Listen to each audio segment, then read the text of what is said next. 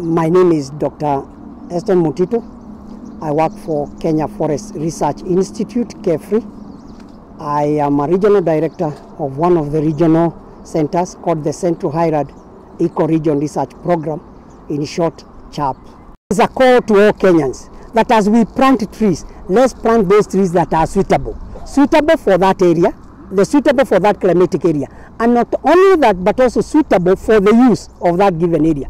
If you are planting in areas that are really hilly, that are prone to landslide, there are those trees that are really suitable. Some of them are like the babu, mianzi, so that we can be able then to plant and be able to hold that soil together. If you are planting in areas that are sort of swampy or hill areas, the indigenous tree play a very important role because they are able to hold that soil together and will be able to help us, particularly during this rainy season. We do not have soil erosion running into our very key bog areas like the swamps or like rivers, and this is very important. So KEFRI is doing everything possible. I would like to add the following, that we have an application called Jaza Miti. Jaza Miti application, you go to your Play Store, download Jaza Miti, and it has 3 key functions that you can do. Number 1, it will be able to tell you what tree do you plant where, which tree species is suitable for which area. So as far as you are able to go to that, we have been able to put over 400 tree species that are suitable for different sites of this country, and going down up to sub-county level. And you'll be able to know which tree you want to plant. And not only that, but if you want to grow that tree for future use, maybe timber, for poles, or even for firewood, you'll be able to ask that application and you'll be able to give you everything. Now, in the issue of the 15 billion tree campaign, and our role is well defined in the 15 billion campaign strategy. In this strategy, the KEFRI's role is to produce enough assorted tree seedlings that are suitable for every given area of this country. From every corner, from the drier parts of this country, the coastal areas, and even on the higher areas. So KEFRI is working on this. And to achieve this, we are putting up seed collection centers as well as distribution points to our stakeholders to be able to meet that demand.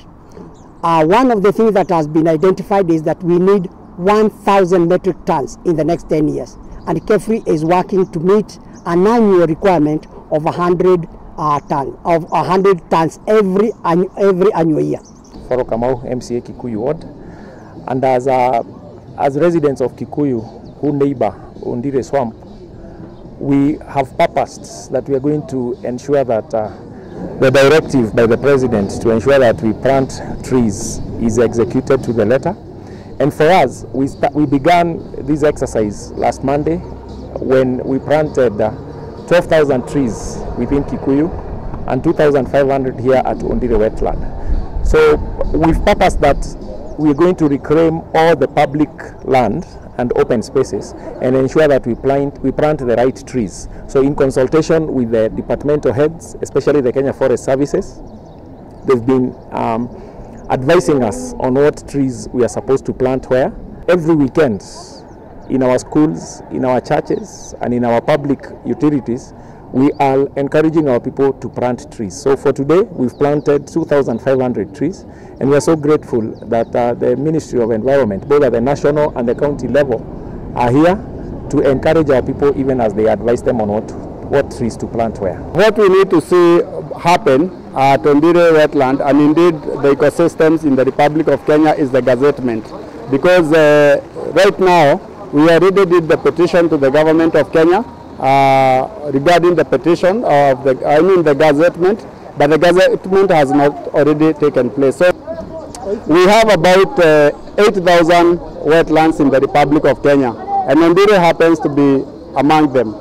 As a community, and through the leadership of our chairman in the Onkaru, we were able to do a petition to the government of the Republic of Kenya, and it is pending gazettement. We are hoping that the government will help to speed up the process so that Ondire becomes a gazetted area, and that will help us to have a more protected space, because this ecosystem is a very important water reservoir to the residents of this area.